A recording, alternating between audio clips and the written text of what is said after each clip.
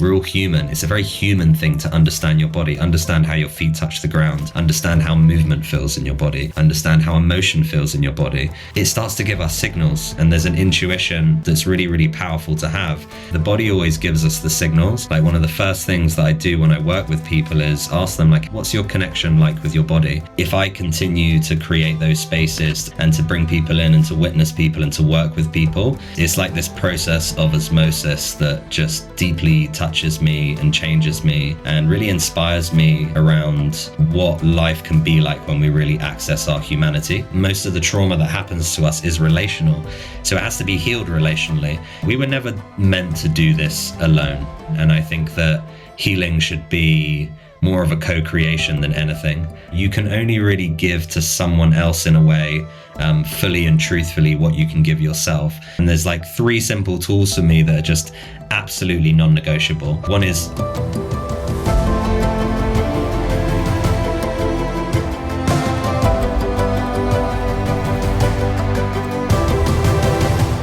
welcome back to the Spirit Unfolding podcast, where we explore the depth of the human experience and the creative flow that runs through us all, and what we can do to make a small change in our own lives and in those of those we love.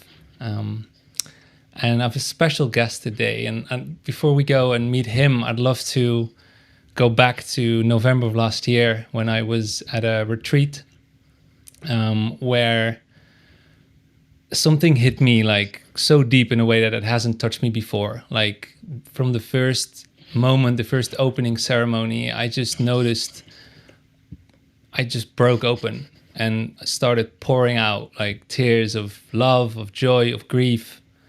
And there was something that was happening in that field that was open in that ceremony that was just so profoundly deep and touching my core. And I could really feel like in that space, in that ceremony that we were there with about, I think, 70, 80 people, something special happened. And it continued throughout the days. Like, I felt my own process unfolding. I felt all the emotions of others. And at the same time, underneath all of it, I constantly felt this deep love for life, for myself, for humanity, and for the work that we were doing. And I'm honored to today have the opportunity to speak to Jack Villiers, who is the founder of Human Work, that retreat that I was at.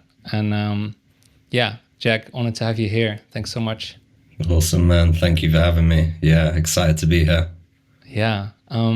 I'd love to go into, like, I know that Human Work is your latest baby, so to speak, like your life's work in a sense. But you didn't like directly arrive at this work. You've had quite an interesting story and a bumpy road, so to speak. So I'd love to give the people a bit of context around like what made you go into this work, what happened for you to decide like, hey, this is where it's at, like this is what I want to do, because it's probably it wasn't because life was perfect, right? So no, for sure.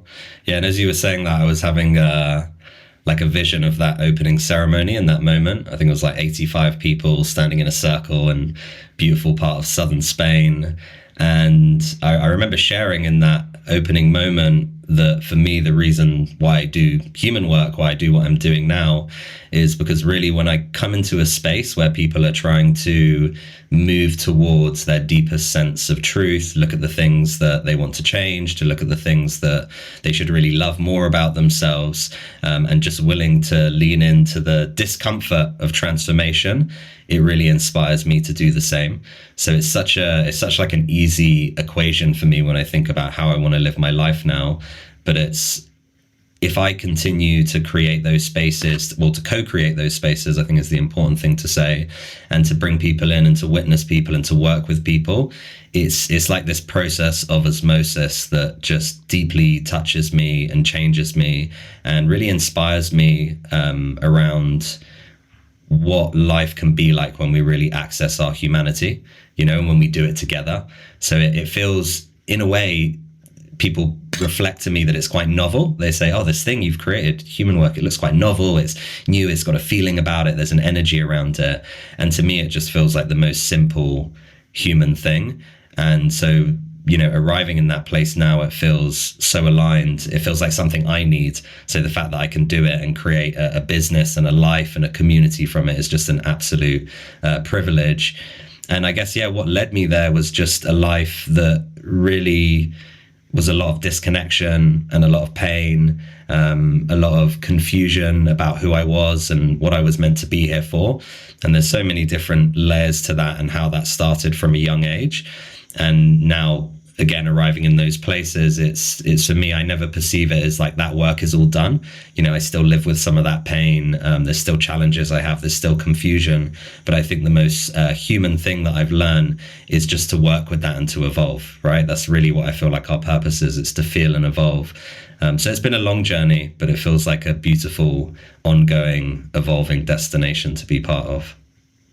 Yeah, beautiful, man. And I think like what you said, like just being with it, like sort of for me, like the moment my, let's say, spiritual progression really kicked off was when I stopped running away. And that was one of the things that I really loved about experiencing in the retreat, and what I see in you, how you carry yourself, how you live your life. It's like not running away, but like being with it, being in it, feeling all of it, and then looking like, how can I transform this? What is this telling me, about life?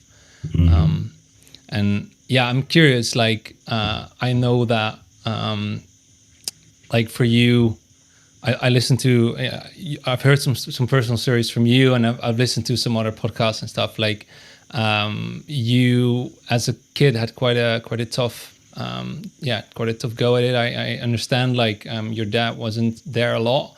Like, how do you feel like, I know you've done a lot of work with Sacred Sons before you started human work. I myself have also been in a lot of men's circles. Like, I think for men, it's super important to have that feeling of belonging and to have someone close that you can feel like is an example, that it lives a life that you can build towards. But at the same time, if that example isn't maybe a healthy one, it can also make us go in the wrong direction. So I'd love for you, if you're open, to like share a bit more about how that journey has been for you, like around manhood and brotherhood and just finding your way as a man in life.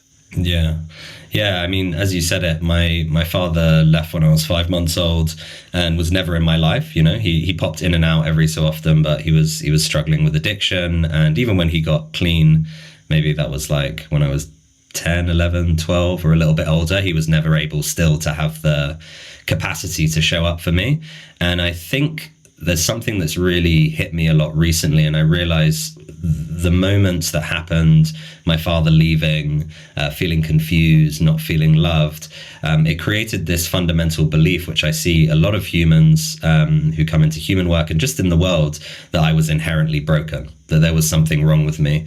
There was a belief as a child that if this person who was meant to look after me, who literally created me, abandoned me, there must be something wrong with me. And so throughout my life, I really internalized that. And you used the word belonging, which I think really resonates. If we can't find belonging like within ourselves, which I think is a process, then it's so difficult for us to find belonging like amongst others, and I really look at myself in that time through my life, from being a young boy to going into teenage years, as an orphan. I really didn't know who I was and what I was meant to do. There wasn't any role models there that were showing me like, hey, this is kind of a way, and find your own way, but this is some things to inspire you. And as in the world today, unfortunately, a lot of the influences that I had were negative influences, were influences that sent me down the wrong path, that told me to repress, that told me to suppress, that told me that it was about domination, that it was about making something of myself, but always at the cost of others, because it was a dog-eat-dog world. And so I lived a life, especially throughout my teenage years and into my young adulthood, where I was very angry, and I internalized that. And I really like to look at it from like a kind of nervous system and like a physiological perspective. When you are constantly internalizing and repressing, suppressing emotions, stuff like anger, your behaviors start to come out sideways. right? And so a lot of my behaviors were coming out sideways. And, this is still something. I was in a ceremony the other night. It was my 33rd birthday, and did this beautiful ceremony. I had all my dear friends and family around me, and it was during the night we were doing a prayer. And I was looking at this candle in the darkness, and I started to really struggle to accept the parts of myself that had done some really terrible things. And it was kind of this moment of like, oh, how can I really accept myself? Did I really do those things, right? And that's really that feeling that I had that came online during that ceremony is a feeling that was really strong and constantly perpetuating throughout my, later parts of my childhood, my teenage years, into my early adulthood. And I just didn't have any tools or guidance on how to process that, right? And I really see the difference. Back then, I wouldn't have known how to process it. And so the way that I would handle it would be by numbing, whether that was with drugs, whether that was getting involved in situations that were so like high risk or dangerous or intense and dramatic that I didn't really have to feel anything because I was so focused on the drama that was happening. And then I realized when I was sitting there in that moment, obviously it's, turns my 33rd birthday. So I'm kind of like feeling the presence of change, of growing older. And I thought, oh, okay, these parts of myself were real, and this is truth of who I am in my life. And I think there's a really powerful thing to be said around the relationship that we have with our story. And the difference is now I can look at the story that I have in my relationship, and I can look at it myself with love and look at why those things happen to lead me the moment that I'm in now, and the work that I do and the life that I live and the father I am and the partner I am and the friend that I am. But in those moments when I was young, I didn't have that capacity. I was completely dysregulated, and so I would just go from the next thing to the next thing to the next thing until I had various moments in my life where I just completely snapped, like mental breakdown, not being able to breathe because the anxiety was so intense about all the things I was doing and the weight that I was holding, situations that just got way out of hand, and then I just was like in a complete freeze or flight mode, not knowing how to cope, how to kind of rectify the situation. So it was painful, and also it was necessary, and I really see that now. Was it like mainly the things that were happening in your body that were like the wake-up call for you to realize how bad it was? Yeah, that's a really good question. Yeah, the body definitely started to give me signals. I remember when I was in my early 20s and I'd kind of left I guess I'd call it like living a bit more of a life on the streets, involved in criminality, getting involved in the wrong things. And I'd kind of got this corporate job in the city, and it was like, wow, I can make money now. I don't have to do that stuff. And now I'm going to be fine. And I found a new way of numbing myself, which was through work. I was so desperate because I didn't feel that I was worthy of love, that I was valuable to prove myself, that I worked and I worked and I worked, and then I would go out and I would drink and I would numb, and eventually my body just completely shut down. And I ended up having this really, it was such a frightening experience where I remember I was sitting in the office at the company that I worked in, and I actually started to feel that one of my testicles had swollen up. Right. So like I'm sitting there and suddenly I was like, just like, as a man, you're aware of your body. You check your body in the shower. You know where things are and how they should feel. And I remember sitting there and I was moving and I kind of touched that area of my genitals. And I was like, one of my testicles is like nearly the size of a tennis ball. And I was like, what the fuck? And I started to suddenly panic, started having, basically like a panic attack. I went into the bathroom. I started to Google. It was like, obviously, we all know what Dr. Google says. Yeah. It was like testicular cancer, all of these things. And I had a complete break, like a mental break. I remember I couldn't breathe for like 3 days. I was just so anxious that I thought I was dying. I went to the hospital. I got lots of tests. And so my body was basically just screaming to me, there was nothing wrong with me. The conclusion of the doctor was like, you're really stressed, like really stressed. Stressed was one thing, repressed was another. I really can feel how all of that was just like emotional weight. My body was just like looking for a way. And I ended up in the subsequent years, for about 5 years after that, even still, it was a little bit present around the time I started getting into men's work, where I had crippling health anxiety. Like crippling. Every maybe 1 to 2 months, I would convince myself that I was dying. I would start touching all my glands, and then my glands would swell up. I would start Googling things, then I'd have to get a whole load of tests. And it was really interesting when I think about it, because it got so bad, the repression and the numbing that I had done, that my body basically started to create symptoms, and my mind started to tell me that I was dying. And I understand now that it's because I felt that if I knew that I was dying, it was some kind of liberation from the pain that I was holding. It was like, oh, okay, I'm dying now, you know? And so it was very, very intense. But I believe the body always gives us the signals. Like, one of the first things that I do when I work with people is ask them, like, what's your connection like with your body? And I think often when we hear that in a mainstream world, and I do work with people who I'd say aren't necessarily quote unquote in the spiritual community, they're like, "What do you mean, my body?" but it's not something, you know. We're all human. It's a very human thing to understand your body, understand how your feet touch the ground, understand how movement feels in your body, understand how emotion feels in your body. And somewhere along the way that we forgot. And I feel that the deeper connection that we create with our body, that means connection to our heart, connection to our head and our thoughts, connection to our movement, to our physicality, it starts to give us signals. And there's an intuition that basically fires on that's really, really powerful to have. And so I think my body was kind of saying, like, you got to turn your shit off and on again, because shit's fucked up, you know. And it was a long journey after that, you know. Even now, sometimes that health anxiety, something will happen, or maybe I have to go visit someone in hospital, and I'll feel like a little bit of that, if I call it a gremlin, kind of appear and say, "Oh, how are you doing?" You know. But it's different now, because I'm like conscious. I can feel what's going on. I know what part of me that is, and I can name it. You know, and that for me has really been the deep medicine of just understanding this beautiful body that I've been given, and how lucky I am to have it, but also how powerful it is. So yeah, the body always gives us signals. And there was maybe 2 or 3 other moments in my life that were like that, but that one always stands out as a moment where my body was like, dude, you got to sort this shit out.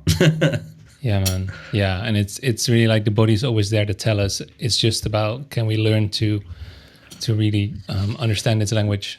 Can we understand, like, first of all, are we actually listening, obviously? And then are we not numbed?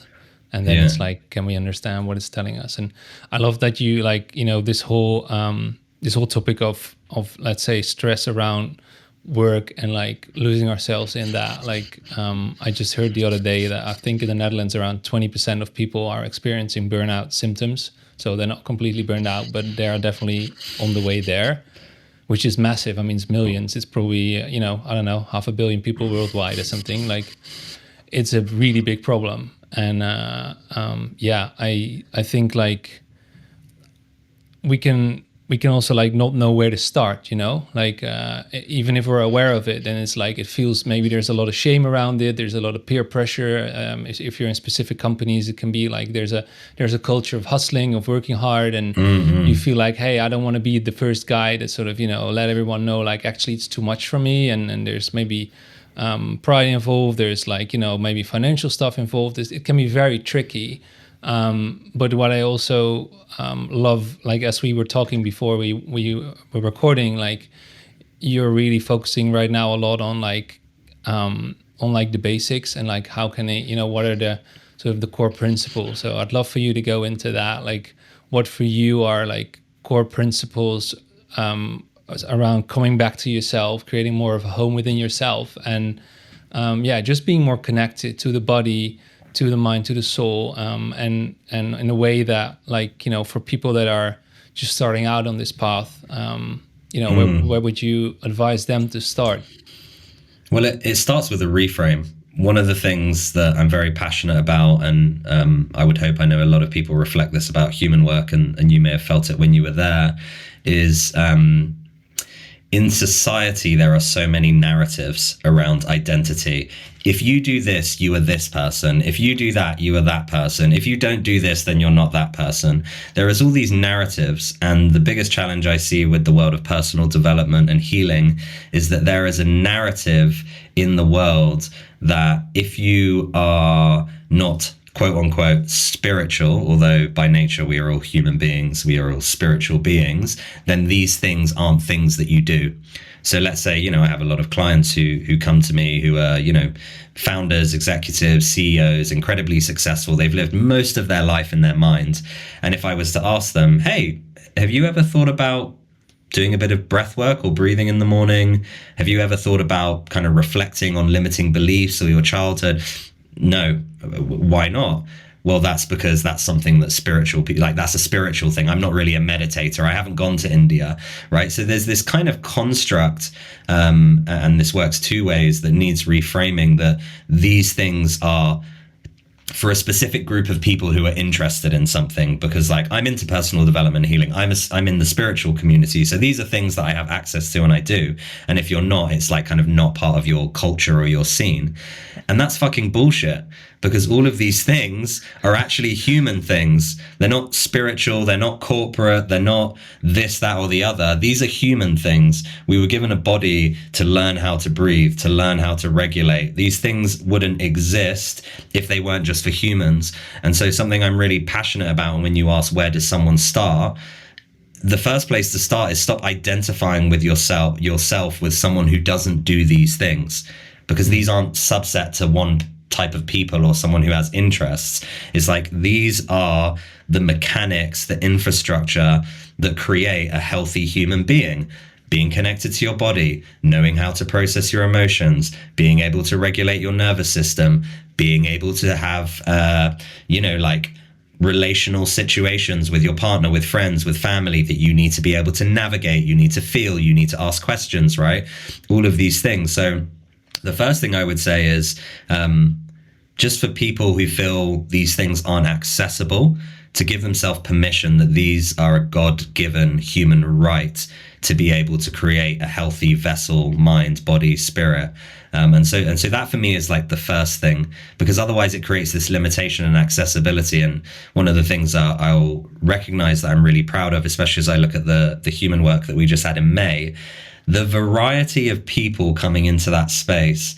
You had like 24 to 75 in terms of age range. We had a lot of people later on in that kind of like 50 to 75 range. Some people had been on retreats. Some people had never done anything. Some people were really reluctant and resistant. But because they came into it and they gave themselves permission that, oh, the things we're going to do here is not about being part of a scene or a particular type of person or an identity.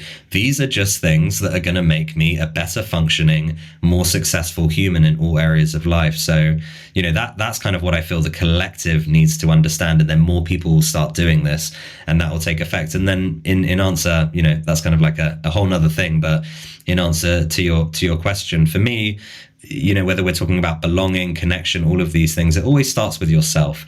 You can only really give to someone else in a way, fully and truthfully what you can give yourself. So it's although you may create that feeling for someone, it's like if belonging is a thing, you need to be able to belong within yourself, within the stories of your life, within the things that have happened, within the pain, within the trials, within the tribulations, the highs, the lows, whatever you want to call it, right?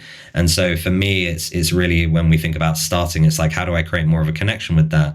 And there's like 3 simple tools for me that are just absolutely non-negotiable. One is your connection with your body, and a big part of that is your breath. Like, do you know how to breathe in a way that helps you regulate? Do you know how to breathe in a way that connects you to your body? Do you have an understanding of, the basics of your nervous system and how breath can help you with that? The second thing is self-awareness. Without self-awareness, you don't have a choice. If I'm not self-aware and I'm walking down the street and you bump into me by accident, but I'm not self-aware that I'm a really angry person because my dad wasn't around and I haven't processed any of that, I'll probably react to you and be like, why are you pushing into me? Or I'll throw something, shout something at you or whatever, or maybe we'll get in a fight, right? But if I have self-awareness of just like, okay, this is how sometimes I react to things. I don't think that person's done that thing on purpose. Can I just regulate in the moment? Then I have a choice to say, hey, sorry, and go on with my day, So self-awareness and building self-awareness for me, I mean, the stuff I was mentioning with breathing, understanding your body and your nervous system is a foundation that builds self-awareness. But for me, self-awareness is reflecting, asking yourself questions. Like, whoever said meditation involves sitting still cross-legged was lying. You know, meditation can be a very active thing. When I walk, when I move through life, I am meditating, I am aware, I am connecting to myself, I'm understanding my reaction to things. And so the more that we build that self-awareness, the more choice that we have and the more agency that we have to make the right decisions in our responses. And then the final thing for me is one of the most powerful tools that I always work with, and I think we worked with it quite a lot on the retreat that you were on, is visualization. It's the one tool that has the ability to take your body to somewhere that it isn't actually in. It's basically like teleportation. So, you know, I can take myself back and my body will start to, if I can take myself there, give the signals. And I think that's a very, very powerful tool, because what I've done with it is I've been able to get right with a lot of situations that I can't go back and change. I can't go back and change some of the things that I did, but what I can do is I can go back and feel the things that I didn't allow myself to feel in that moment. I mean, what a wonder is that? That's like Avatar shit. You know what I mean? Man, you're in a way, you're like in a way reprogramming the memory and the pain in the body and everything that was sort of out of balance and out of alignment maybe decades ago, to now bring it back into coherence. Yeah. And it's so simple and powerful because it's so human. Because it's like, what do we do when we go to sleep at night? We dream. You woken up from a dream where you've been like, wow, that dream was like so visceral, so real. I really like felt those things. You have the ability to create, okay, slightly different state maybe, but definitely as you practice more visualization and working with your body, you have the ability to create dreams by just closing your eyes, connecting to yourself, and proactively taking yourself to places. And I think that's such a beautiful, amazing, like creative thing that you can do. And also all of these things that I'm mentioning, they're just human things. They're practical things. But again, it's the thing that I think stops people is this belief is that if I'm not that identity, then I don't do these things. If I'm not a spiritual person, then I don't do these things. And for me, the people that I really want to reach, yes, I love that there's practitioners that come to our retreats. People have been doing loads of different things. Maybe they've done medicines, they work with coaches, they've been on their own path. But for me, I want to see more and more people coming who have never done anything like that and reclaiming the fact that part of being human is just to do these simple things that give you a better chance of making a positive impact on your own life and also the lives around you. Yeah, beautiful, and I love that. I just, as you were talking about the breath, like we talk, spiritual, maybe people would characterize as I am that or I'm not that. Like, let's let go of that identification. But also I'm reminded that in Latin, spiritus means breath, to breathe. Wow. So spirere is to breathe. So like to be spiritual is to breathe well, to be here. Yeah. I love that. And like, I mean, this whole idea of what we identify with, right? Like the stories that we believe in or that we maybe aren't even fond of anymore, but that are so ingrained into our system, into our beliefs, that they've become who we are. They've become how we react. And I feel like, you know, what I loved so much about the retreat as well, and that I didn't experience in that sense and in that intensity anywhere else, is that you're able to like create this container of like safety in a way that we were able to go so deep into like the core wounds, into the core beliefs, and to go there while being witnessed by other people was very healing for a lot of people there. And I think also especially men and women together being in the same space, because a lot of, you know, there's so much, let's say, effed up shit happening in our society still around like abuse and sexual abuse and emotional abuse between men and women, and there's so much pain there. And if like going back to one of the moments that hit me the most in the retreat was when we were in this afternoon long ceremony with like constellation work, and you asked, like, you put the men on one side and you put the women on the other side, and you just asked like, who here has experienced sexual abuse? And it was almost half the room, and it wasn't only women.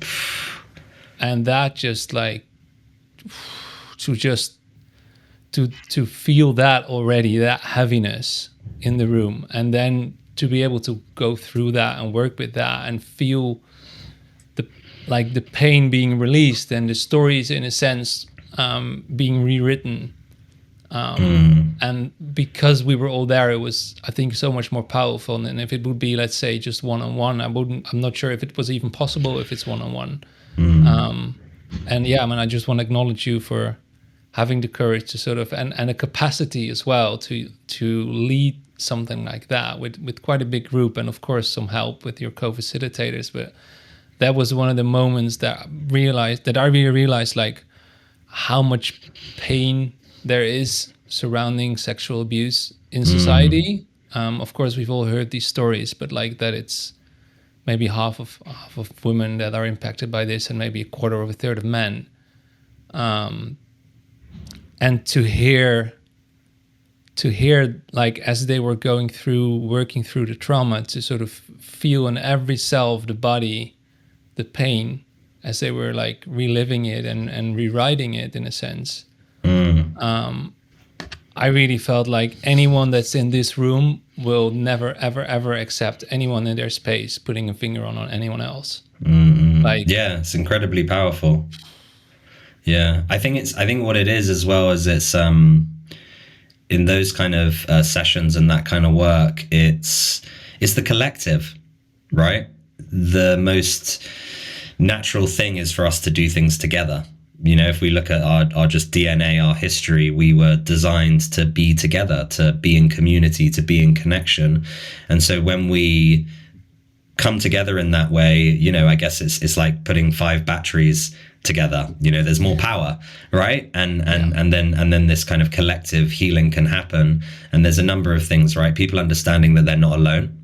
Obviously from a sort of polarity men and women perspective, a woman who's maybe experienced sexual abuse, then hearing the story of a man who's experienced it, that also is very powerful for them, you know, because maybe they have a feeling about men, right? And it's understanding that, you know, there are both men and women who do, you know, terrible things or inflict pain on people because they don't know, or they're unconscious or whatever. So there's something very, very powerful when the collective intention, it's almost like everyone's nervous system, everyone's intention is tuning up towards, okay, we're going to kind of alchemize something together. And then when the safety and the agreements are in place, and then of course, like the skill and the holding, something very, very special can happen. And a lot of this, I you know, speak about this a lot, is that most of the trauma that happens to us is relational. So it has to be healed relationally. You know, I spent like half my life in therapy from a very young age. I had learning difficulties and ADHD and all sorts of things. So I was in therapy from maybe the age of like 8 or 9, you know, and then into my adult life. And then I seeked my own therapy. And not that it wasn't good to talk about these things and to share these things, but there's something very different about witnessing someone who's either experienced what you have or gives a different perspective and seeing them go through their process. For me, it's like healing through osmosis, you know, and I think, you know, that's accessible to us. That's not just something that you have to come to a retreat and pay for. Yes, it's amazing to do that and to experience it, but simply by creating deeper connections with the closest people to us and opening those conversations and holding them and having trust and safety and building that in those relationships, a lot of this relational trauma can start to shift. And I always say it's like the trauma doesn't necessarily disappear. Yes, there's somatic release, there's lots of different things, there's repatterning that happens, but what really happens is our relationship changes with that trauma. You know, maybe the wound becomes a scar, and so the relationship we have with it, the scar, the wound is open and you poke a finger in it and it really hurts. The scar you can kind of look at and maybe there's still feelings around it, but you can sort of say, that reminds me of how I want to live and something I went through, and that will help me with decisions I need to make now. So yeah, we were never meant to do this alone, you know, and I think that healing should be more of a co-creation than anything. I often say, you know, the healer it's not like you're coming to human work and I'm healing you because I'm the great healer. It's like we're just creating an environment that kind of stimulates and massages a lot of different parts of a human being. And then that basically allows their body to say, oh, okay, I'm safe now. okay, there's these things happening. Great. Now I can move through this and I can repattern it and I can, do something that then gives me a practical way of going forward and living my life and continuing working on myself. Yeah, man. Yeah. And I feel like, I mean, especially in the Western world, like society has been hyper individualized. And I think, more and more people don't, are obviously we all have our friend groups and stuff, but like we don't live in community. We don't live in small villages like we used to a long time ago. And I really hope that we can all learn to see that we in a way need to move back to that, to really heal, to really, also feel safe. And like this, I loved like, back in November, your partner Holiday was very much pregnant, and still carrying and still carrying this, the facilitation in the field, and it was beautiful to see. And it takes, I think she shared something about like it takes a village to raise a child, and I think it also takes a village to just hold someone who's in pain, right? And a lot of us don't have that village anymore.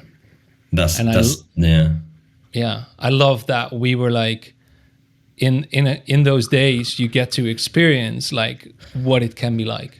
And you're planting a lot of seeds also, like, yes, we're all like working on ourselves, but we are also experiencing like, hey, what can we actually, create ripples in the world to bring more of this, let's say, village consciousness in a way, of this more like feeling of belonging back into society, because I feel it's so important. Yeah, and if healing is only I and not we, then in my mind, how's it really going to be sustainable and make an impact? I'll give you an example. If I lived next to my next door neighbor, who's a close friend of mine, and I'm focusing my healing on the I, and it's all about me, it's all about my healing, me changing, that sort of thing. But my neighbor, or let's maybe not say neighbor, let's say like my close friend, is there spluttering, struggling, in pain, just like, then that also is going to have an impact on me. If I'm someone who's really working on myself and wanting to raise my consciousness and make a positive impact on myself and those around me, how can I really look at someone else and kind of completely disregard the fact that they may also need, support and healing? So it's a very, especially with the political climate right now, it's very hard to look at that, because there's obviously so many people in particular parts of the world that are just like atrociously suffering right now, and I don't have the answers. But what I do believe to be true is that if we start by thinking about the healing as more of a we and the people around us, and not that we're going to save them or take responsibility, but that also we are an instrument, a mirror, a reflection that can also play a part in their healing, as you experienced in the retreat, then I feel that that's the right direction to go in. I feel that way we make more of an impact. Healing isn't a selfish act. I'm not doing it just for myself, yes, but also, for my children and for my partner. If I see Holiday is in deep pain, then again, I can't save her. I can't heal that pain for her. But can I be willing to slow down and take a moment and see if I can be an instrument or through co-creation can help her on her journey? And that to me just feels like human nature. So I think the challenge that I often see, and I've been speaking about this a lot recently, is, of course, in a very much a capitalist kind of consumerism world, it does very much become about the I. And although it's so amazing that there's so much accessibility around healing and all the things that are out there, it does feel very individualized.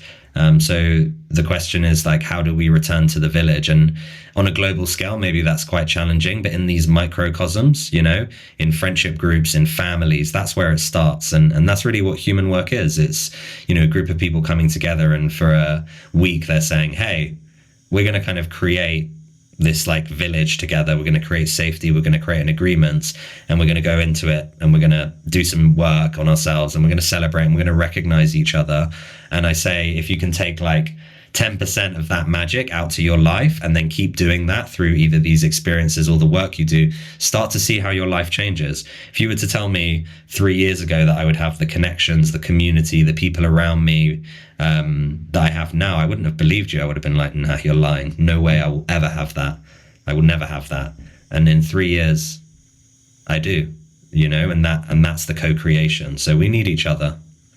Yeah, and I also feel like if when let's say we're struggling, we are having a hard time to take care of ourselves. But as we're healing more and more of our own system and our own stories, let's say, then we are naturally being driven towards more of like wanting to take care of others and being of service. And I feel like also as men, as we're like growing a little bit older, like we are also feeling like, oh, actually, I want to be of service of other men, for my family, for my partner, for my kids, if I have them, all this, like there is a feeling of, as long as a cup is more full, we are actually way better able to take care of others as well. So I feel like that's also like, yes, it starts with ourselves in community, and then we're actually able to, in a sense, give back to the community as well by being able to be, showing up more for other people.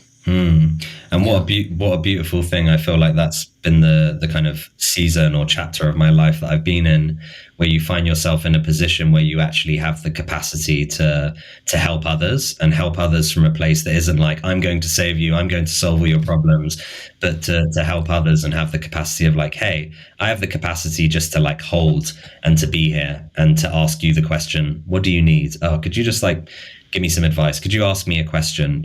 But from a real place where you're supporting others, but you're allowing them to lead themselves, and you're not kind of doing it all for them. And that's kind of the position I found myself in. And then I'm asking myself, okay, there's capacity here.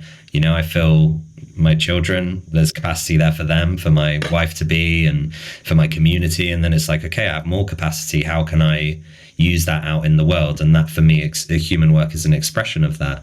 It's an expression of the capacity that I have, and then bringing others who also share that same capacity and are saying, hey, let's create something. So it's a really magical thing. And I hope that, I feel like times will force us to come more and more back to that way of living, and it will maybe become normal again one day, not the kind of like things that are happening in microcosms here, there, and everywhere. Yeah. Looking at, like, let's say the last couple of years for you, like being really immersed in this work, like I'm really interested, like what are the things that you have seen like coming back again and again? Like what is really alive in humanity right now, you feel? And in terms of like what needs healing, but also like what are people, interested in and working with? Yeah, I feel in our society, in our culture, we've developed this belief that we're inherently broken and that we need fixing. And that, by a way of just like the foundation in which we live our lives, is very limiting, because we're always looking from a place that like, we need to get somewhere because I'm broken, something's wrong. And of course, logically, practically, rationally, sometimes there are things that need changing or need fixing in our lives.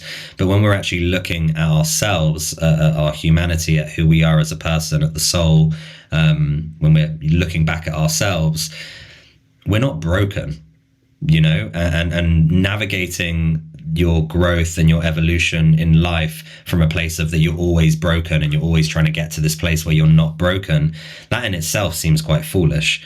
And so for me, this has been my own journey the last few years of just realizing that I never was broken. I might use that term, or that I needed fixing. This was just a part of my life where I was in the human experience and things were happening. I was causing things myself that needed to teach me some really harsh lessons for me to go through growth and to transform and to change.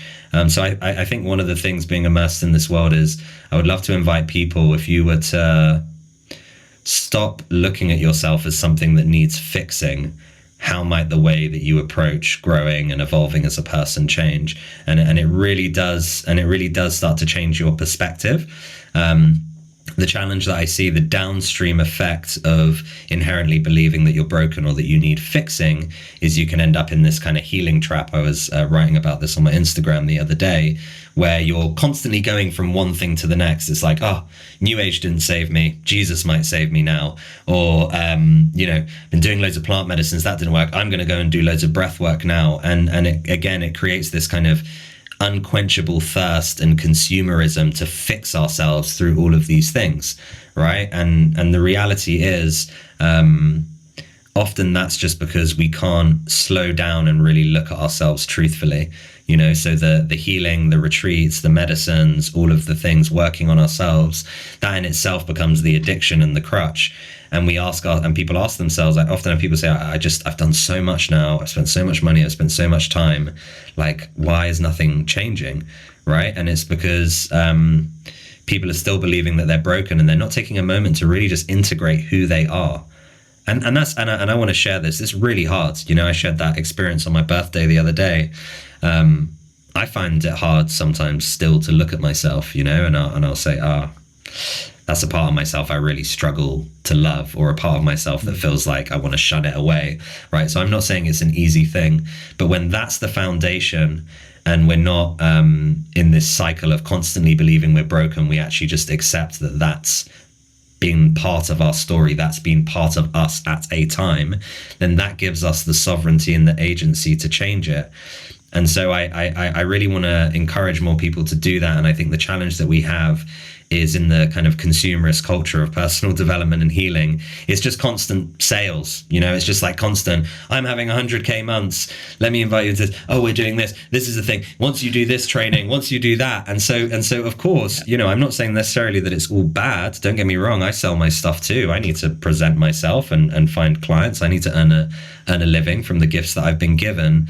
But again, it then creates that loop. And I think a lot of people get lost in that loop, and then they get disheartened, and then they end up in something else, or they end up in that loop for a really, really long time. And so this is one of the big challenges that I see. And I would love to, you know, it's again something, I'm not perfect. I'm probably guilty of some of these things at times too, but I would really love to see more people doing kind of deep transformational work, talking about that. And it's like when someone comes into your space, do you actually, or you have a discovery call with someone, or someone saying, hey, I'm interested in coming to your retreat, and do you actually like consider, would you ever say to that person like, hey, actually, maybe now isn't the time for you, or it sounds like maybe there's some stuff to integrate, what do you think? And I think that's the integrity that when that comes into these sorts of spaces, and I see it in other spaces as well that do it really well, it just really allows people to know if it's the moment, and they don't end up on that hamster wheel of healing and personal development.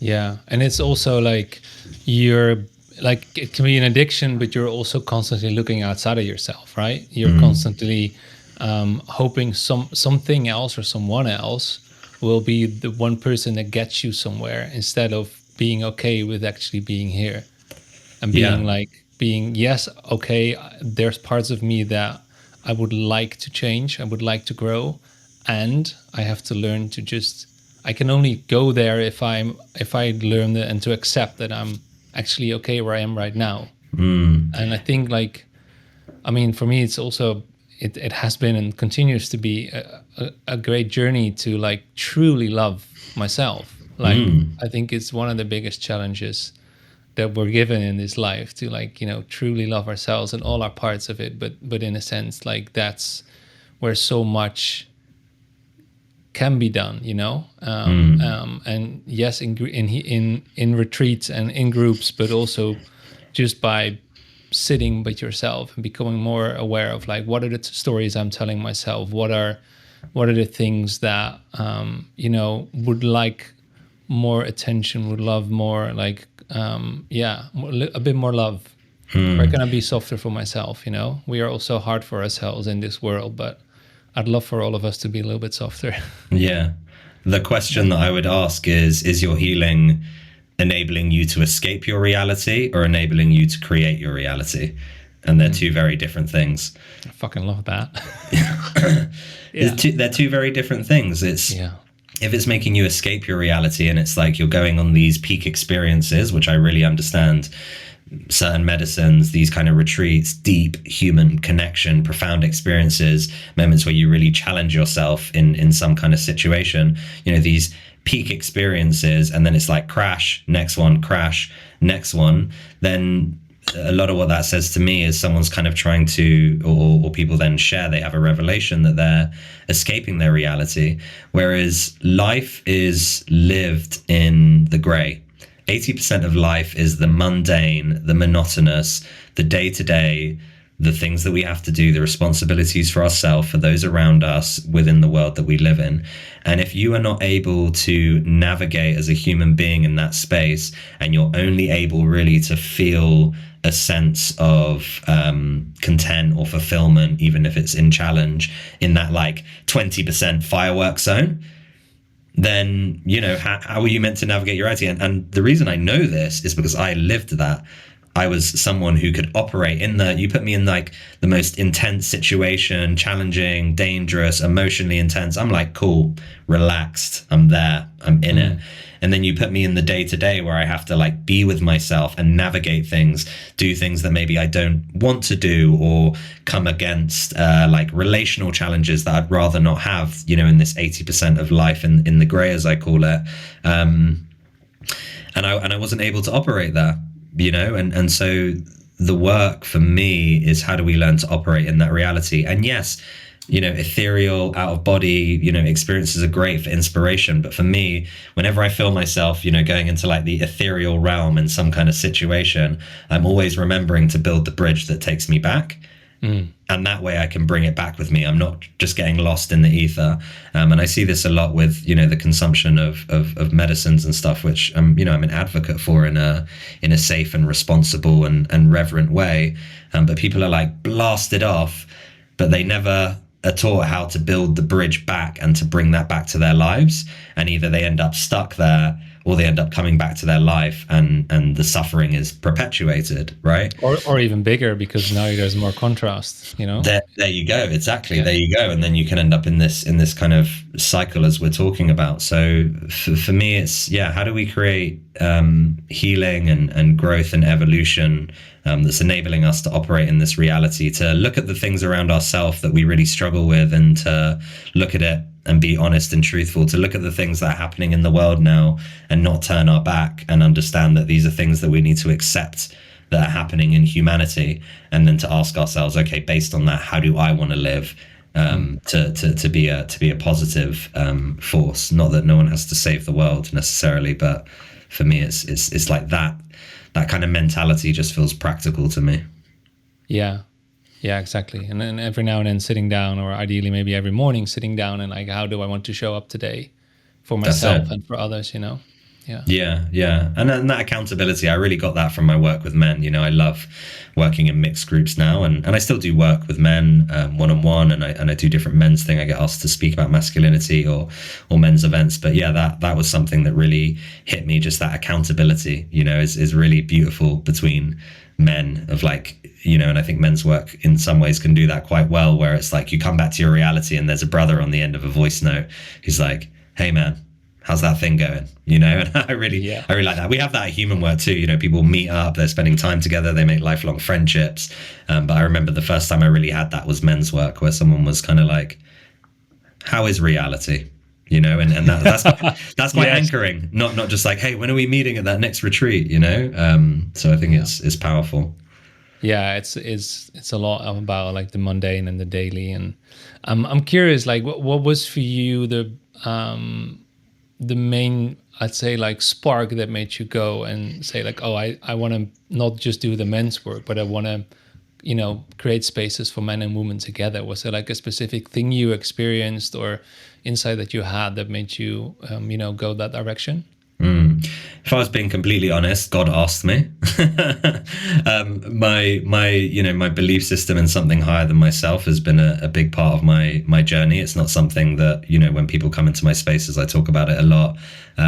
It's not something that I enforce on people or say this is the thing that works. That was just something through my sobriety, through the pain that I went through, you know, the path that I'm on that found me. And I always say, you know, God can only scream at you so long, and that you carry on ignoring. And I remember arriving in Ibiza 3 years ago, and my community was predominantly women. It was, you know, kind of made friends, new place, takes a while. And they were all women, many of them, you know, single or part-time kind of single mothers. So I remember many weekends spent at the beach, spent with the kids, and I was pretty much the only man who was in the crew. I was doing a lot of men's work at the time. I'd started to do a bit of mixed work with another organization, and they all kind of just kept giving me signals or saying, or they'd say, oh yeah, I'd really like a man's perspective perspective on this, or hey, I can see some of the work you're doing, I really feel that I might need that. And it was like, I remember there was this one week where it was just like constant. I think it was like 5 different things. Or then someone I met someone, they messaged me and they said, oh, you're doing that kind of work, are you doing anything that's mixed, or are you doing anything for women? And so it kept happening. And then I went with another organization, and I was running a mixed workshop doing a similar style of work, and I was doing a emotional release and integration kind of activity with the group that I was taking them through. And as we started the activity, one of the women, she must have been in her 60s, picked me to kind of be the witness or bystander, active witness for the release and the process that she was in. And I remember coming home and saying this to Holiday. I was like, oh my God, in that 30 seconds, I learned more about women than I have in my whole life. And wow. It was that transmission, and I really felt it. And I was like, okay, wow, this feels really necessary. And then the fact that I had like a stream of WhatsApps and regular people saying like, hey, I was like, okay, fine, let's do it. So it was no, it was with a lot of enthusiasm. But I have to pay homage to Holiday, because for me, as I said, one of my missions with human work and just in my life is to shift this narrative around these things not being accessible or being a particular type of person or exclusive. And so I really wanted this essence of like humanness to come through. And so I was thinking about the first retreat that we were going to run in Ibiza, and I was coming up with all these, I mean, honestly, the list of like garbage names of like the alchemy, masculine and feminine retreat, like all these different things. And then Holiday, who's an incredible asker of questions in our relationship, was like, so what actually is it? And I was like, well, it's just humans doing the work. And so from that, and then from that, it was like human work was born. But for me, there's they all have their place, right? I still love to gather with men. We have a monthly men's sweat lodge that we do here, that I'm part of organizing here in Ibiza, which is, crucial to me to just, I don't know all the men super well. Some of them are my very close friends, but just to be in ceremony, in space, in sharing, and just feel that frequency of being with men and being able to share certain things in a certain way, that men just really receive and understand, is absolutely crucial. And from what women tell me, this is very crucial for women in their way as well. When we come together, when you witness a woman going through her process, you understand your woman better, right? Like there's certain 100%. Things I have lots of women in my life. I have a daughter, I have my mum I'm very close with, I have my partner, I have a lot of friends in my community, some of my facilitators for human work who are all women, right? And sometimes when a man and woman are so close together, I feel that, especially when we're creating life, when we're moving through things in partnership, it's quite easy for us to forget the humanity of the other person, because you're so close all the time. So it's not like far enough away for you to have a perspective on it. It's like mouse view. And then when you do the work, men and women together, this kind of eagle view is created and it kind of sounds like what you were saying you felt in that session that we had at Human Work. But it's like, oh, wow, this is what women are experiencing. And that completely changed my approach to then how I'm thinking of approaching my relationship. Not that I'm perfect and it's easy to apply. And so that's so powerful. And for women come out of these experiences and they say, you know what, I didn't trust men at all. Now I feel I'm able to, start trusting men. And it's not that I believe a man's never going to hurt me again, because that can't be promised. But it's that I know that there are men who are willing to be honest, who are willing to face their shit, and who are willing to do the work. And that's like the biggest restore in humanity that we can have. And so for men and women to have that with each other is incredibly profound. Yeah, man. They're like, there's no longer an impenetrable wall around them, but they start to, take a few bricks away perhaps. And man, it's what I also realized like in that moment was like, I felt so honored to be able to be so close to, women going through their process of healing and of expressing their pain, because like, yes, of course I've been there with my partner and I've been there with the men's groups, but it hits a different, something in my system when it's like, when you see the collective of women And when you're able to like, you know, just be with it, like to be present with it, and to you know, help hold space and support them in any way you can. That is also like something where yeah, I don't know. Like, I mean, I'm not going to force anyone, but like, I mean, I know I felt like how beneficial it is, and it will be to anyone to step into spaces like that more.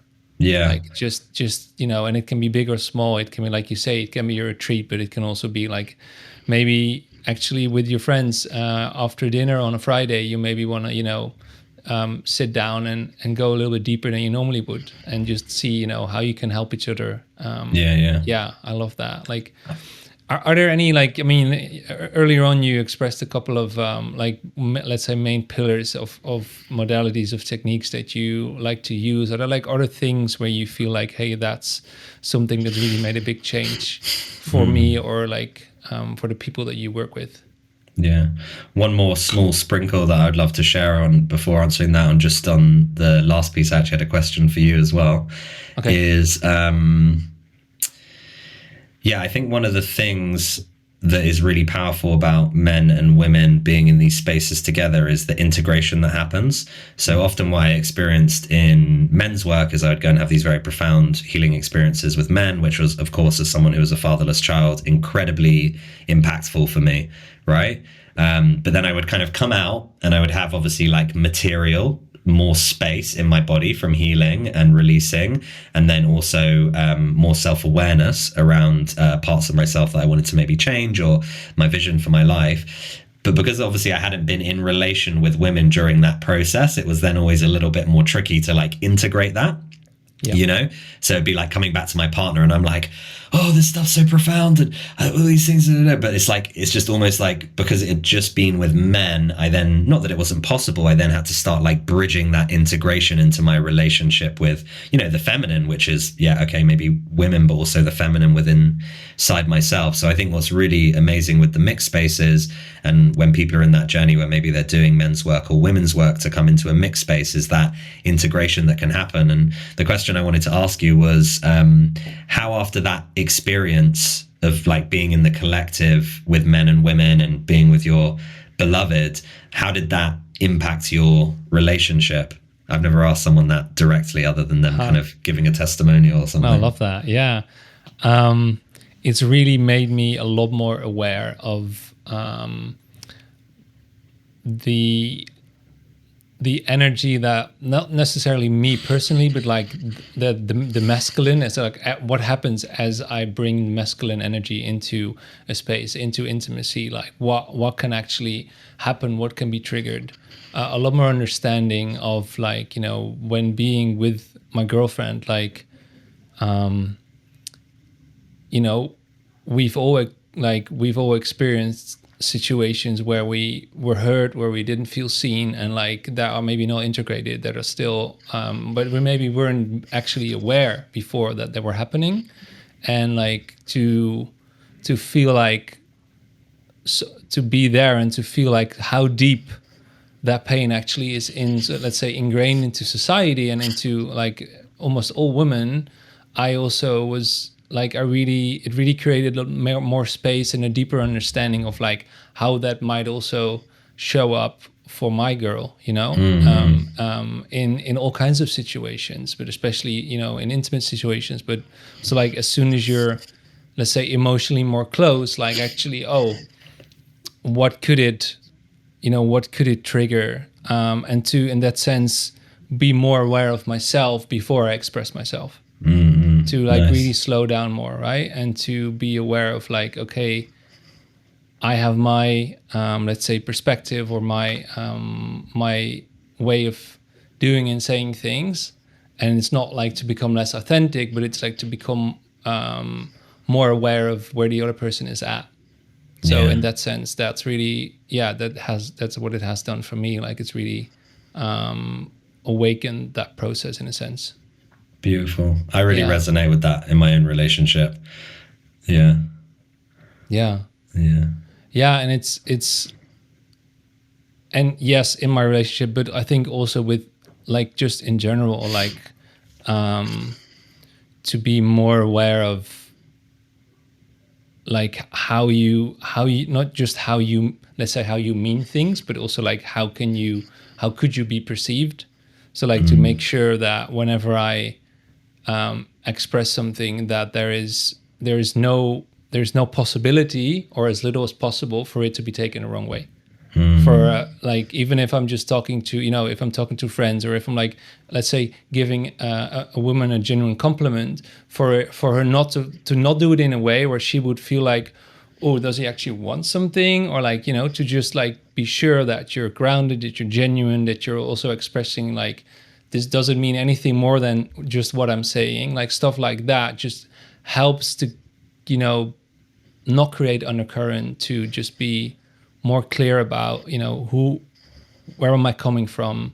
And yeah, I think just being a more clear communicator. And I don't know, for me, that's been like a really big journey in general in life, like just to be like, and I'm sure I'm not the only one, but like, just to really be, to be grounded in communication, and to really express everything and anything that I feel like is going on and is needed for, the particular interaction or relationship that you're having in a moment. Like, whereas it was kind of a shadow of me to be like, oh, that person probably understands that, but maybe they don't, So like, they'll understand that I mean it this way, or they'll understand that I'm coming from. No, maybe they don't, because you don't know someone's story. You don't know what someone is looping in their head, or like what their body is telling them, or stuff like that. So yeah. Beautiful. Yeah, I mean, in answer to what you were saying around like key pillars, I feel like there's like two different levels for this for me. There's I don't want to call it a mindset, but sort of the philosophy that I am working with right now, or that is kind of coming through. And it's, again, for me, it's like I'm looking at what works in my life, and then, as that radiates out and people maybe feel drawn to that. So it may not be for everyone, but for me, there's like, one we've already spoken about as, foundational principles is around this like belief that something isn't for you, or there's an attachment to an identity, so you can't do these things, right? So let's say that someone's in a position where they've kind of liberated themselves and they've said, you know what, I'm really just like open to finding what works for me, right? That's a really good baseline place to get to. And of course, you need to have discernment around the things you invest your time and energy to, in terms of, going on your growth, your evolution, your healing journey, whatever you want to call it. Another thing for me that feels like a kind of philosophy or something foundational is that there's been a massive return to the heart over the last, I don't know, maybe for me, I've experienced it over the last 5 years, right? Like, we all know the saying, which is very beautiful, the longest journey is from your head to your heart, which I believe in totally, right? Like, for me, that's been the truth. If you ask me when we were talking about my teenage years, I didn't cry for 10 years. I was not in my heart. I was like rock. Like, my chest was like a rock. I could do horrendous things, experience horrendous things, and I wouldn't even really feel anything until obviously I had these snapping moments. And so I believe that we are on this journey of going from our heads to our heart, right? Especially in the world that we're living in today. And in all of that, we need to not forget our head. And for me, this is about creating coherence between your heart and your head. And the reason this is so important is because, one, you were given a whole body. And when they designed your body, they didn't just say like, only use this thing and don't use that thing, right? Right. Like, everything has a function, right? And for me, it's like, I can imagine it as like, my heart's here, it's open, I'm leading with my heart, I'm following my heart's intuition, and my head is like a very effective pilot that helps me to analyze, to make decisions, to strategize, and to create things.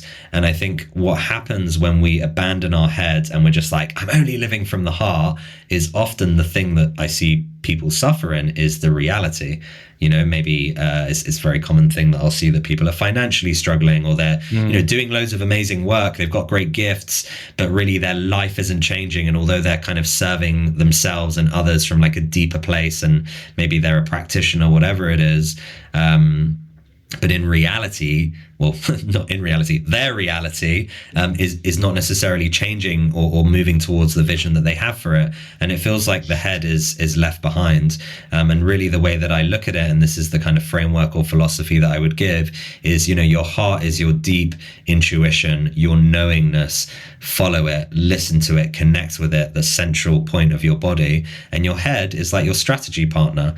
So it's all well and good me having these gifts and making these connections and this community and all of these things, but if I can't then have a kind of thought strategy partner that connects that to a vision of how I'm going to elevate and make more of an impact and move towards a life that feels of purpose to me, then a lot of the time it feels like wasted potential. And I'm being really honest in it, and it feels sad sometimes to say, but it's such like a kind of disregard of that sort of thought and that logic also being important. And for me, it's about balance. So I always try and invite people. What I see is sometimes people haven't been doing any sort of healing or work on themselves. I work with quite a lot of clients like this, and they come from the corporate world. Maybe they're quite successful, and then they like start getting into this kind of work, or maybe they aren't successful in that material way, but they've just like suffered a lot, whatever, and then they find this kind of work and they kind of transition into this mode of like, I'm fully living from the heart, which is of course so beautiful, but in that they forget that their head is there to help them then create. It's like the architect of your reality, the heart is the center point and the head is the architect. So I always try and encourage people to not disregard the head. And it's like, I think that one of the most powerful things that you can do in a positive way for yourself, for the people that you love and the world, is to live from your heart and also start to create and elevate and evolve the reality around you. And you need both to do that. So this for me is like a foundational philosophy that alongside, not being in a identity place where something is for you and something isn't for you, trying to create more openness and liberation. And once you have that as your foundation, and it's not that it's like an instant click, maybe it is for some people, but for me, it's been a process of like trial and error.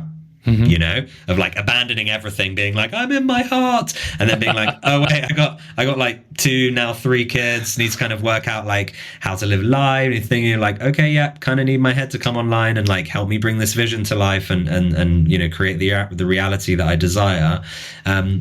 So it's been a process of trial and error for me. But once you have those 2 foundations, whatever you add on top of that is, in my experience, way more likely to work. So then if you start saying, hey, as a pillar, if we say those are the foundation, the rock foundations and the pillars are on top, and let's say then the first pillar is creating connection with yourself, it's like, great, cool, creating connection with myself. Maybe I'm breathing, maybe I'm meditating, maybe my physical practice, maybe my emotional awareness of my stories, my journey, my limiting beliefs, right? That pillar is then so much more effective because it's grounded in like, how am I navigating this reality? So for me, it's like we need to have the foundations, and then as we add things on top, and it allows us to do it in a way that works for us. It's this whole thing of like, oh, well, that worked for that person, so it's going to work for me. It might, but also there's something really beautiful about the agency of saying, I'm going to take things that inspire me, that work, and I'm not going to be dogmatic about it, because humans, naturally, we are not dogmatic. We are like ever-changing, evolving, multidimensional beings. And I'm going to, allow like myself to find my way. And I think that's really beautiful. It's like the unique expression. When I see people find that, maybe they wouldn't articulate it that way. I'm obviously seeing it a lot more or experiencing it myself, so I'm articulating it that way. But when I see that, that's where people really seem to get to a point where they're like, life is challenging and I've got the capacity to handle it, Yeah. I love that, man. Like, it's so important. I think like, I would say like maybe the heart tells you the why, and then you can use the head to figure out the how.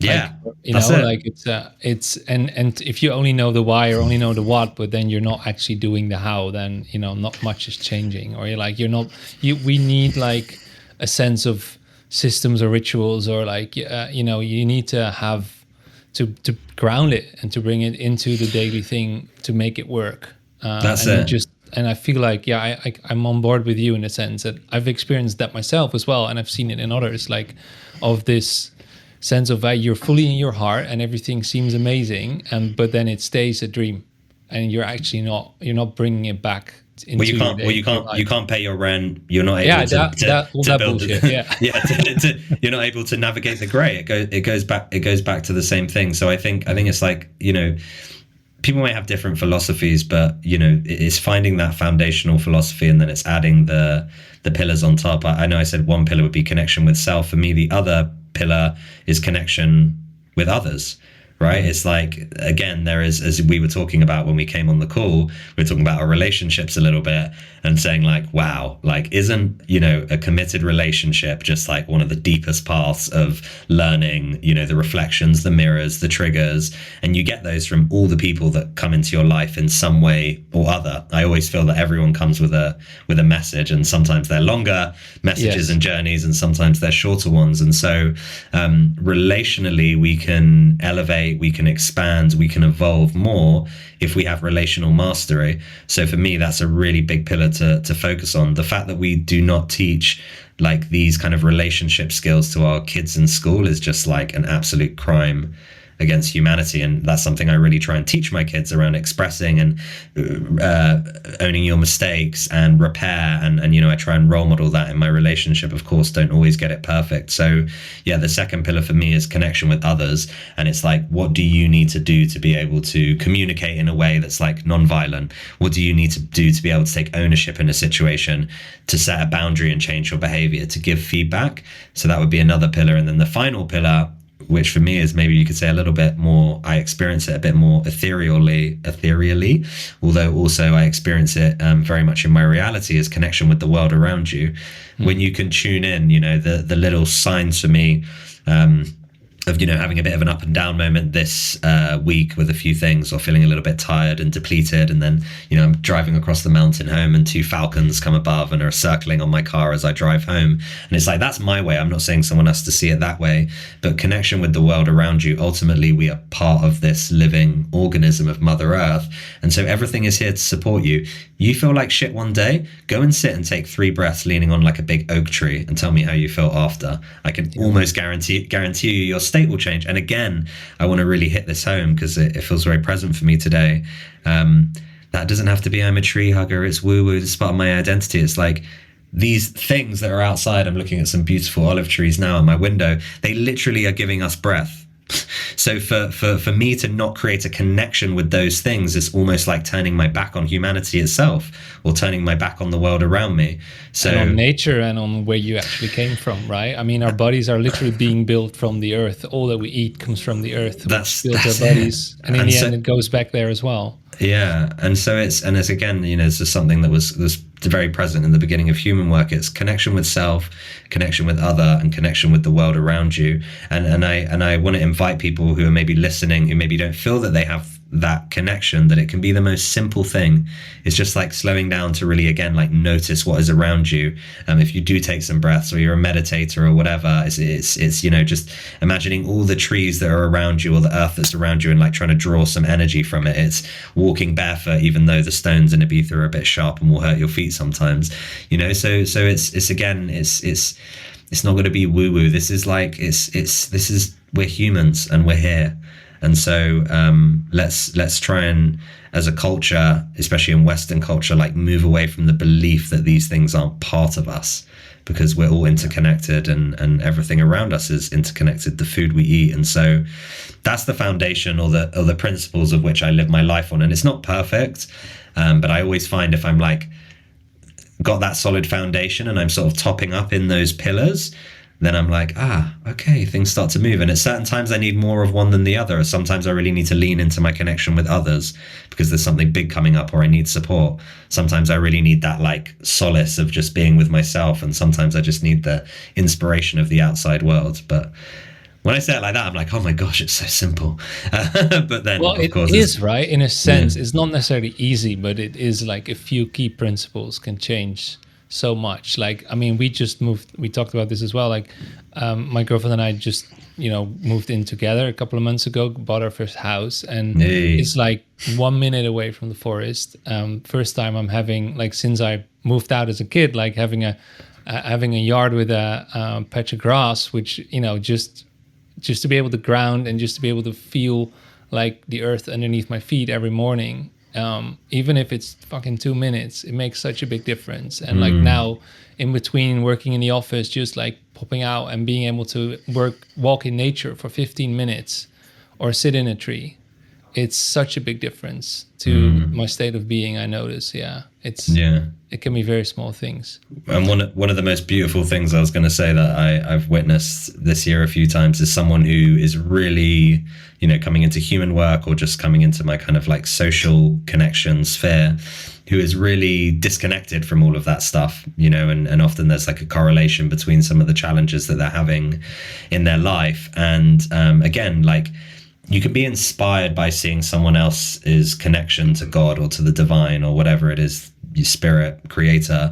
But when you see the lights come on and someone find their own connection to that, not that it needs to be called God or religion, not even that maybe they have a practice of prayer after that, but just suddenly they realize that everything around them they are connected to. It's like a complete transformation. The lights just sort of come on of like, oh, okay, like, and it's very rooting. It's very like, that's the perspective I feel that we should have as humans. So I hope to feel and see more of that. And again, for it not to be a thing that's like just for some people and not for others. Yeah, man. One thing I'm curious about, you touched a little bit on, that it's kind of like should be illegal that the kids in school are not being taught how to, work with relationships and stuff. Like as you being a father, how do you look at that? Like, what are the things that you feel that we do need to teach our kids in the next generation to be able to build a more beautiful world and like, just be able to hold each other and ourselves better in our lives? Yeah, it's a great question. Especially in Ibiza where there's like not an abundance of great schooling or like the right type of schooling. So you're kind of always thinking about like, okay, do I need to like unschool or homeschool kids? Although that's, probably quite a big commitment. I don't know if I have the capacity for that one yet. It's a really interesting question. I think for me, it kind of goes back to those foundations. I'd probably break it down differently if I was thinking, what do we need to share with the children? But first, it's definitely connection with self, which would be like, nervous system, breathing, connection to their body. I do this really simple thing with my son and my daughter every single time before bed, when we're together, which is, 3 deep breaths. What was one thing that happened today that, was like, that you're grateful for, and what's one thing that you did that was like an act of service or kindness for someone else, right? And I see how now I've done that, or I teach them through some basic visualization and affirmations, how that starts to change. I'll see how my son, when he's in a challenging situation, he's able to self-resource a lot better because he knows that he can go back to breathing. He's 4 years old, just for context. Or, he can come home and say, oh, no one wanted to play with me today at school. Okay, how does that make you feel? That makes me feel sad. Okay, cool. So like, what was it that happened? Let's like talk and unpack it a little bit. So I think, and it's amazing. It's like when you watch that and it's a 4-year-old, you're like, wow, I've only just learned this. Do you know what I mean? And they're 4 years old. So I think, we should really be looking at like connection with self, nervous system, feeling and expressing their emotions, relational skills, how they relate to others. Now if I look at the world, one of the biggest problems I see is that, especially the people who are quote unquote in power, they don't know how to relate to each other. They don't know how to relate to the world. And therefore we just end up in this cycle of individualism, consumerism, and destruction, And so I think teaching children how they can relate to each other, and then of course, finally, how they can relate to the world outside, is just, it actually makes me feel a little bit upset when I think about my school experience in that sense of like how much could have been shared. And I think, it's a beautiful time. When you were a kid, you mean? Yeah. Yeah. When I was a kid, I was never taught any of those things. And, maybe you experienced these things as well. It was like, sit down and be quiet. It was like, ask for permission for your basic human right to go to the toilet. And don't get me wrong, on a separate scale, I do believe sometimes structure and discipline, in like a kind of stewarding way for young people can be amazing. Yeah, but did teach them like how it can serve them instead of use it as a punishment against their sort of natural way of being. That's it. And then also, we're not teaching kids, going back to this thing that we've been talking about, but quite a big theme today around reality. We're not teaching kids how to operate the reality. Like we teach them history that isn't necessarily, one-sided history. We teach them like the basics of like numbers and expression, through, writing or English or whatever it is. But we don't teach them things that are then actually practical. No one ever told me how to do like what a tax return was. And then when I ran my first business and I spent way too much money because I was, pretty much a drug addict at the time, I ended up with some really big tax bills and some debt. And if someone had have said, oh, by the way, this is how the tax system works. So it's like, teach them about the reality that we're in, and teach them, not teach them things that they should just memorize, but teach them things that allow them to navigate. It's like, when I work with someone, skills. When I work, skills and capacity and regulation. When I work with someone, I'm not like teaching them things and they're just remembering it, right? I'm teaching them practical things that allow them to then navigate the space and the life that they are in and the situations that they are in. So I don't feel I have the capacity yet where I'm like, let's start a school. My partner Holiday is she was very academic and smart, and she's very passionate about that stuff. But I guess maybe I'm saying it here almost as like a way of committing to it. I feel as time goes on, more of my work, definitely I can see second half of this year and next year, big time, I'm going to focus a lot on working with young people and parents. I really want to do that, because fatherhood has been, deeper spiritual path, becoming a dad in the situation I did when I was 22. And it feels to me like, there's an opportunity to, again, just not to save the world, but to share some capacity that might hopefully start to make some ripple effect and make a positive impact. Beautiful, man. So cool. I think, no doubt that impact will be even bigger as it ripples out more and more. Yeah. Jack, thanks so much for being such an inspiration for me, and no doubt for so many others. As we start to wrap up, like, I would like to give you like some space if there's anything else you'd like to share, and also for the people that are interested in connecting with you, the retreats that you're doing, anything else that's coming up, please share what you're doing. Yeah, for sure. No, appreciate it. No, I feel, I want to say thank you. I feel really honored to, what a beautiful life. I reflect on it when I sometimes wake up in the morning and I'm like, wow, I get to have this amazing conversation and to talk about these things. And so, just taking a moment to really acknowledge that, and acknowledge that, as challenging as life can be, as challenging as life can be, it can also be very unexpected. And so to be here having this conversation and having this awareness and this capacity feels really beautiful. And I guess my kind of prayer is that for any others listening, they'll find that within themselves. And not that I'm able to do it for them, but just that this can be like a marker of inspiration that will allow them to, self-lead themselves into whatever it is that they want to do. In terms of where to find me, obviously I'm on Instagram, Jack Villiers. And Human Work is a really, really exciting place. This kind of anchor point that we have coming into this year of doing the work that makes you more human. So I think if anyone has resonated with anything that they've heard, and this kind of, just human work, practical, human, in community, in connection, co-created, in a safe and integral space, then I'd love to invite people into that. And you can find Human Work on www.humanwork.life. The next big retreat we are doing is September 24th to 28th in the UK, which will be really, really exciting. I'm super pumped for that. And we've got loads of other stuff coming on. But if anyone hears this and has questions or wants to ask me anything, my question would always be for this, whatever you've heard, is just like, how can anything that you've heard today potentially impact your life? What's like a little 1-2% that you could take and take a little action in the next few days to do that in your own way? And if people do that, then it's always a worthwhile conversation, but I enjoyed it anyway. Absolutely, man. Thanks so much. And indeed, I know that people will take away a lot, and I hope that they can integrate like a couple of small things into their lives, and hopefully share more of their own beauty with the world. And Jack, thanks so much for being here, and for everyone listening. Thanks for tuning in, and very excited to see you again next week. Bye-bye.